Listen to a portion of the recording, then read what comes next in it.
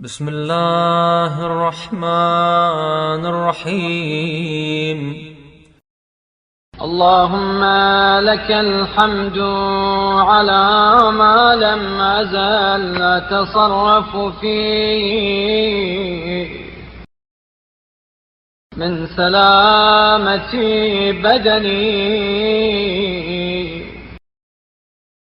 ولك الحمد على ما أحدثت بي من علة في جسدي. فما أدري يا إلهي أي الحالين أحق بالشكر لك، وأي الوقتين أولى بالحمد لك. وقت الصحة التي هنأتني فيها طيبات رزقي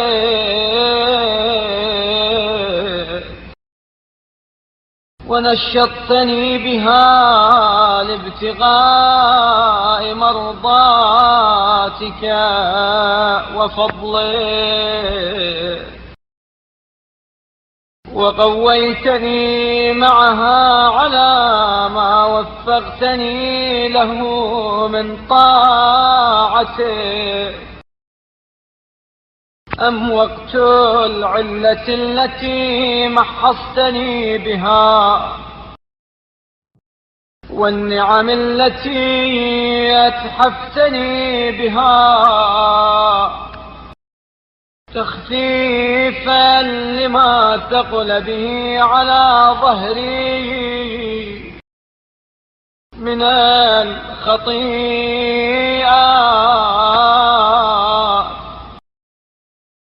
وتطهيرا لمن غمست فيه من السيئات، وتنبيها لتناول التوبة، وتذكيرا لمحو الحوبة بقديم النعمة. وفي خلال ذلك ما كتب لي الكاتبان من زكي الأعمال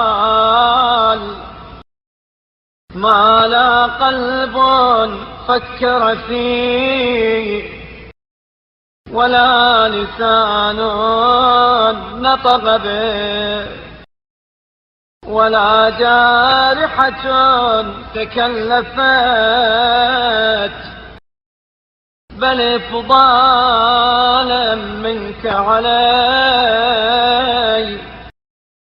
وإحسانا من صنيعك إلي. اللهم فصل على محمد وآله،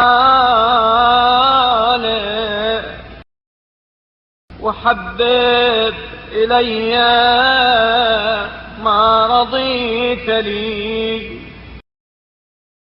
ويسر لي ما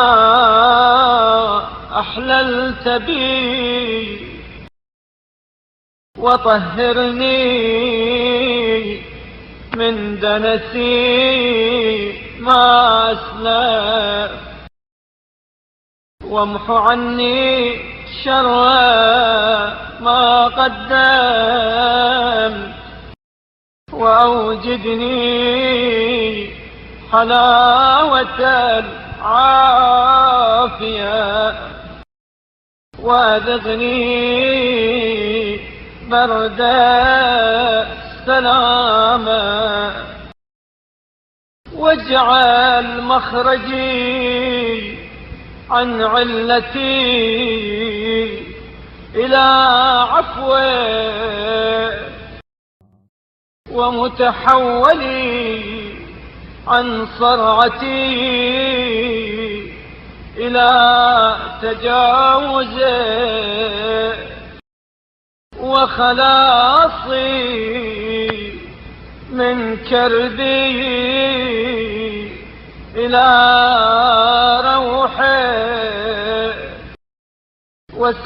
وسلامتي من هذه الشدة إلى فرجه. إنك المتفضل بالإحسان المتطول بالامتنان الوهاب الكريم